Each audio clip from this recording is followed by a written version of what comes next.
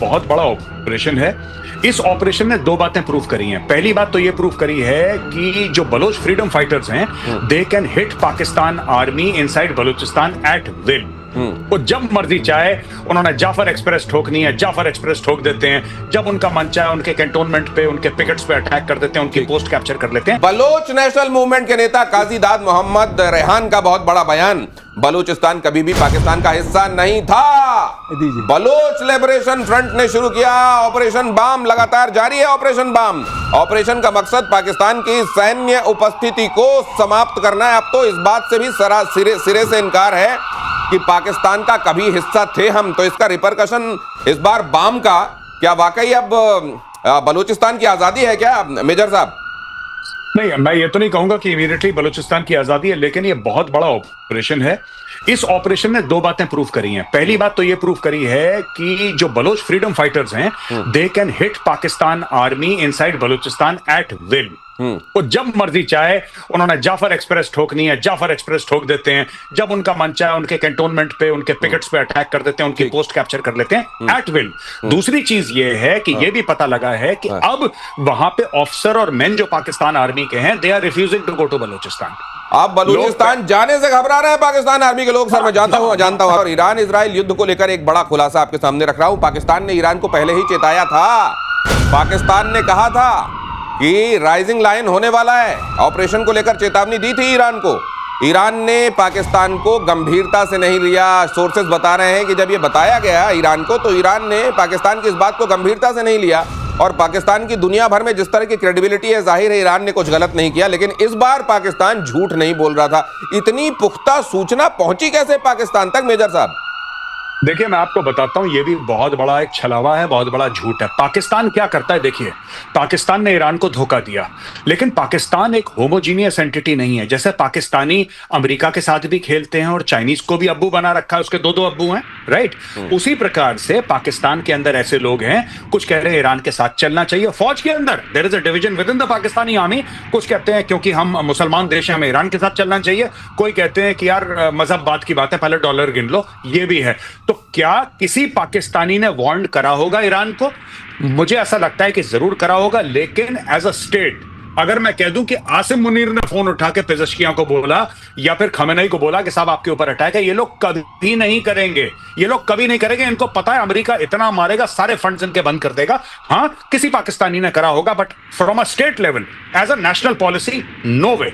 मैं मानने को तैयार नहीं हूं कि पाकिस्तान अमेरिका के खिलाफ जाके ईरान को वो ईरान को बेच देंगे साहब। उनको अच्छा, लेकिन सर अब तो सवाल यह है कि मान लीजिए एक बार फिर से क्रेडिबल इनपुट उन तक पहुंचता है और जिस तरह अपने एयर स्पेस का इस्तेमाल उन्होंने करने दिया है ईरान के खिलाफ, अब की बार अगर वो कोई सूचना देंगे तो फिर ईरान नहीं मानेगा। अगली खबर देखिए, इजराइल से जंग की नेक्स्ट राउंड की तैयारी में ईरान।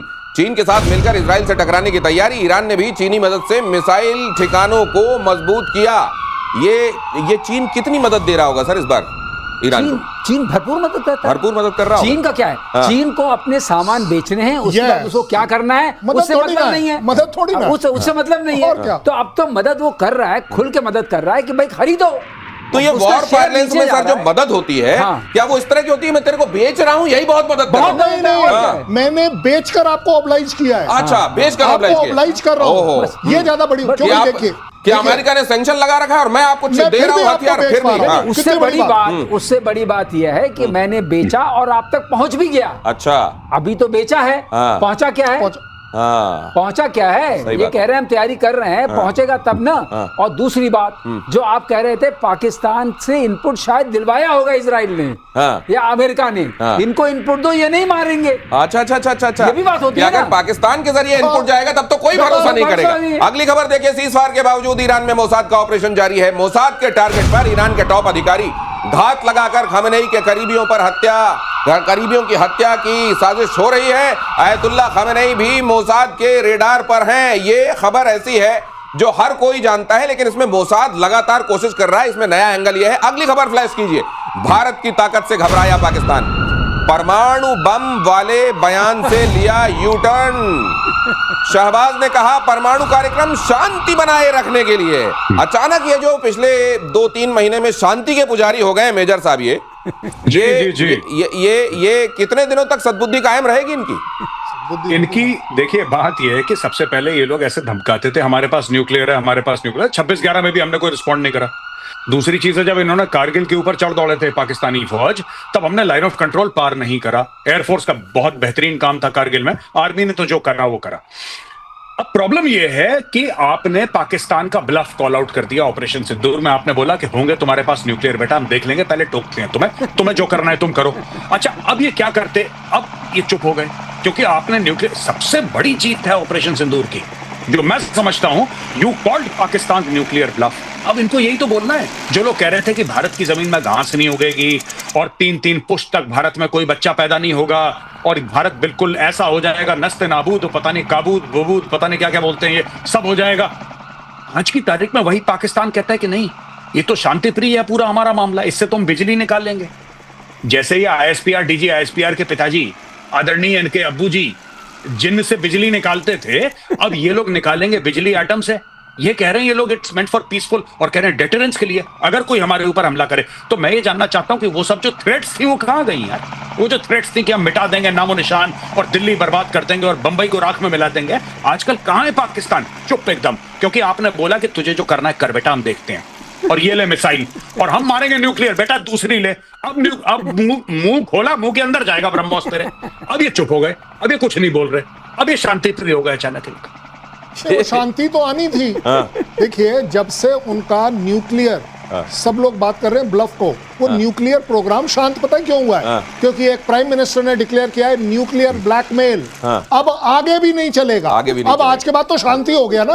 अब इस्तेमाल तो जब ही करोगे। और एक सेकंड के लिए आप एक बात बताइए, राजनाथ ने क्या कहा कि ये हमारा जो सेकंड नो फर्स्ट यूज है, ये इसका मतलब ये नहीं है कि हम इससे बंधे हुए हैं। यस, अगर हमको तुम्हारे जैसे दुष्ट से निपटना होगा तो फिर ये सेकंड स्ट्राइक नहीं होगी, रिव्यू कभी भी हो सकता है, कभी भी किया जा सकता है। ईरान के परमाणु कार्यक्रम से जुड़ी ये खबर देखिए, परमाणु मोर्चे पर ईरान को तगड़ा झटका लगा है। रूस की वजह से नहीं बना पाएगा परमाणु हथियार।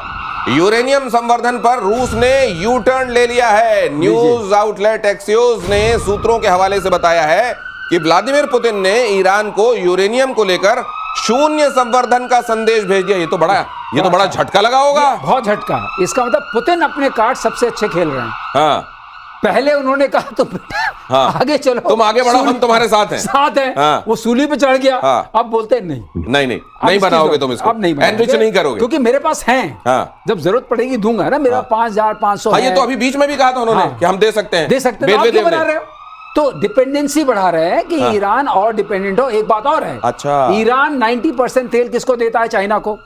और चाइना नीचे से बैठा बैठा उंगली किसको करता है? रशिया को। अब सारी चीज को, सारी चेस बोर्ड को ठीक से प्ले करना है ना। तो तुम भी टेंशन में रहो, तुम भी रहो और तुम भी रहो। पुतिन कहता अकेले मैं टेंशन में रहूंगा। अकेले टेंशन में मैं क्यों?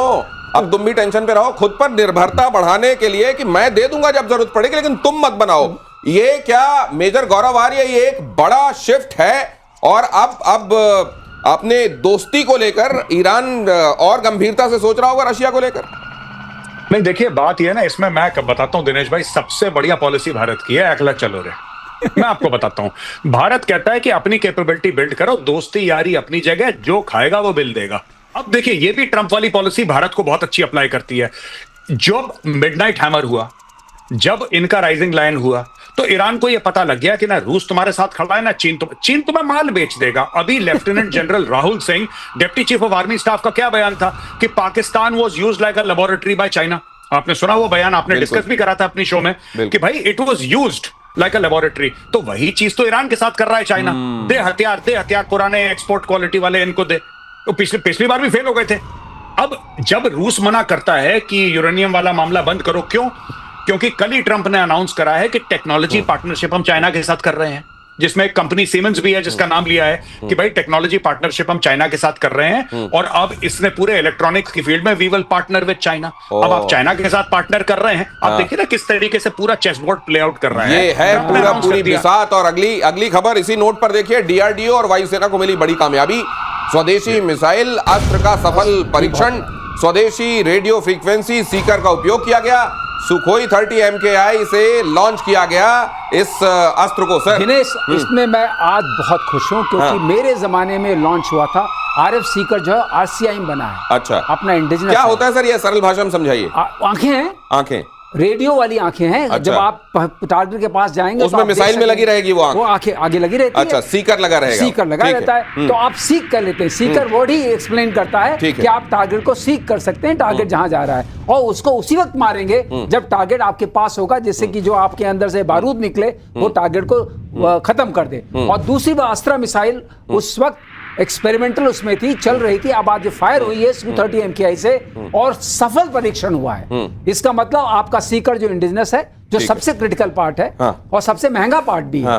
मिसाइल का 30% कॉस्ट जो है सीकर में होता है। तो मिसाइल का ब्रेन और उसकी आंखें अपनी हैं, और अपना बनाने के मामले में हम अब हाँ सर, ज्यादा बड़ी बात यही है कि ये हमारा अपना है, पहली बात। दूसरी बात, उसमें भी और बड़ी बात क्या है कि आज के बाद अगर इसमें हमने और कोई सीक्रेट मॉडिफिकेशंस करने हैं, अचीवमेंट करनी है, ये अब हमारी अपनी हमारा अपना सही कहा, हम अपने घर में इसमें कर सकते हैं। इसमें 2 और 3 भी बनेंगे। इसके आने वाले वर्जन जो है वो हम बना सकते हैं। और अगली खबर यह है, पाकिस्तान में सियासी गदर के आसार हैं। इमरान के बेटे लंदन से पाकिस्तान आ सकते हैं।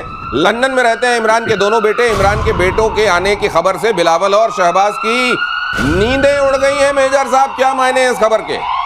नहीं, सबसे बड़ी जो नींद उड़ी है आसिम मुनीर की उड़ी है। इसीलिए पंजाब गवर्नमेंट ने यह बोला है कि ये सुलेमान और कासिम, आई थिंक उसके बेटे का नाम सुलेमान और कासिम है, 2 लड़के हैं इमरान के, ये जैसे ही पाकिस्तान आएंगे हम उनको अरेस्ट कर देंगे। अब ये बच्चों से डरने लगे। आसिम मुनीर अब बच्चों से डर रहे हैं, ठीक है। यानी कि नवाज शरीफ का जो बेटा है वो ऐश करे, नवाज शरीफ की बेटी है वो मंत्री बने, मुख्यमंत्री बने, नवाज शरीफ का भाई प्रधानमंत्री बने, जरदारी का बेटा एक जमाने में एक्सटर्नल अफेयर्स मिनिस्टर था, जरदारी खुद प्रेसिडेंट बने। लेकिन जहां इमरान खान की फैमिली की बात है, अगर वो आ गए तो हम अरेस्ट करके जेल में डाल देंगे। ये खौफ सबसे ज्यादा, मैं आपको बता रहा हूं, ये जरदारी का या नवाज शरीफ का या शहबाज शरीफ का डर नहीं है। सबसे बड़ी चीज है आसिम मुनीर की, अगर इमरान खान के बेटे खड़े हो गए तो मैं आपको बता रहा हूं, पीटीआई के जितने भी बड़े बड़े कारकुन हैं, बड़े बड़े पोजीशन होल्डर्स हैं वहां पे, सबके बच्चे सड़क पे आ जाएंगे और दोबारा एक रेवोल्यूशन पाकिस्तान में आएगा। इमरान खान वो चीज है, सबसे ज्यादा खौफ आज की तारीख में अगर किसी को है, सुलेमान, ये कासिम से और सुलेमान से। लेकिन सर फिर ये भी तो देखिए, अब जमाइमा के बेटे और उधर बुशरा, ये उनको भी तो नहीं सुहाएगा मेजर साहब।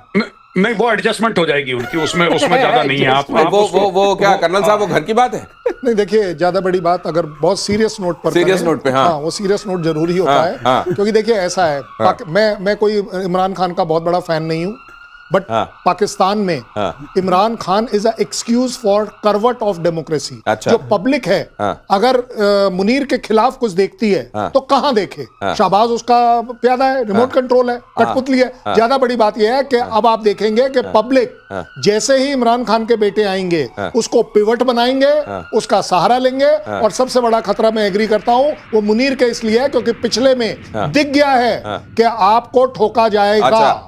तो ये सबसे बड़ा खतरा खुद मुनीर के लिए है। लेकिन ये चीजें अनफोल्ड कैसे होती हैं उनके जाने के बाद? अगली खबर ये है इस बीच कि किम जोंग की अमेरिका को बड़ी धमकी है। किम ने कहा है कि रूस के खिलाफ आंख भी उठाई तो तबाही तय।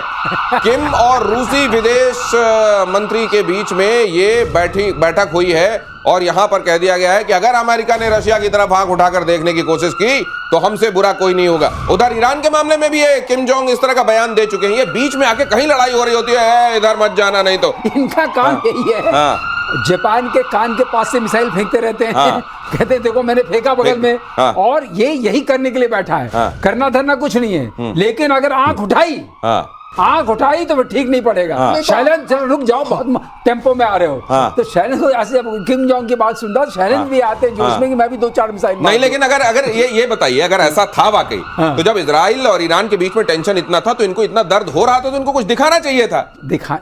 दिनेश, अब आपने वो वाली तो ये कहीं ऐसा तो नहीं करेंगे रशिया वाले मामले में कर्नल साहब? ये जाकर ये तो नहीं कहेंगे ऑन अ सीरियस नोट, देखिए इस बार अगर आपने रशिया के मामले में टांग अड़ाई तो अमेरिका नहीं। बट ये जो आंख दिखाने वाली बात है, आपको लग रहा है आजकल कोई किसी को आंख दिखा? बियॉन्ड विजुअल रेंज की तो मिसाइल चल रही है। आंख दिखा, आई टू आई कौन करता है?